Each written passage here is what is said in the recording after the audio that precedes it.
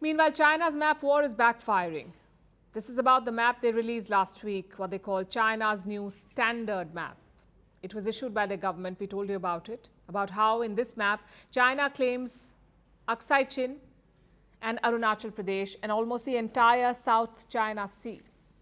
The map was widely condemned. India, Taiwan, Malaysia, Vietnam and the Philippines, all of them rejected China's claims. Now, one more country has been added to the list, and that country is Nepal.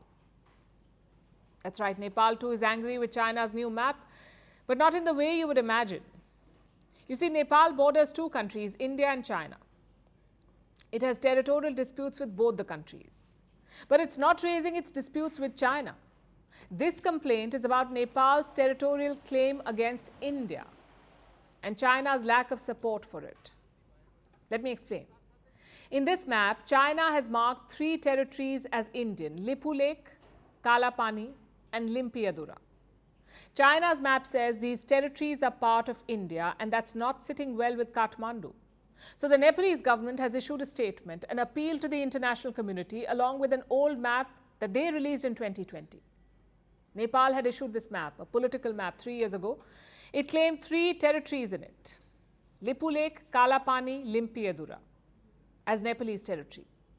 And their statement says, and I'm quoting, "The government unequivocally believes that this map must be respected by our neighbors as well as the international community." That's what Nepal is saying. In other words, they want China to follow this map. And Nepal is very serious about it. It wants to raise the issue diplomatically. The current Prime Minister of Nepal is called Pushp Kamal Dahal, more commonly known by his nickname Prachand. Now, Prachand will travel to China soon, and he's expected to discuss China's new map. Kathmandu's mayor was also supposed to go. His visit was supposed to begin this Thursday, but it's been called off. Again, due to the same map, the mayor will not go. He says he's cancelled the trip on quote-unquote moral grounds. Plus, there were protests. Outside China's embassy in Kathmandu, the student wing of a leading political party organized this protest. So this is a full-blown diplomatic issue now. What is China's position on this dispute? Well, Beijing leans towards New Delhi's stance here. It does not recognize Nepal's claims. In fact, Beijing calls Lipu Lake a trading post between China and India, no Nepal. And of course, New Delhi's position on this is well known.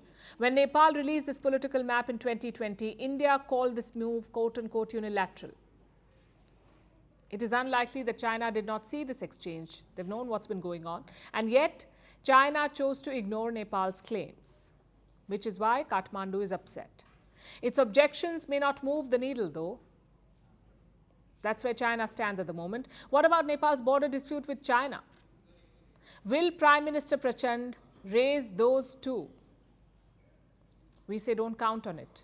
Kathmandu is vocal about its issues with India, but when it comes to China, it takes a more cautious approach, even when there is proof of Chinese encroachment.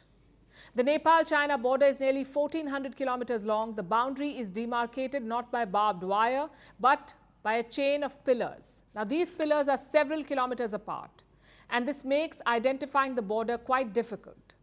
China, being China, takes advantage of this. In 2020, a report emerged. It said China has occupied 11 areas inside Nepal. That's around 33 hectares of Nepalese land. It's a lot for a small country.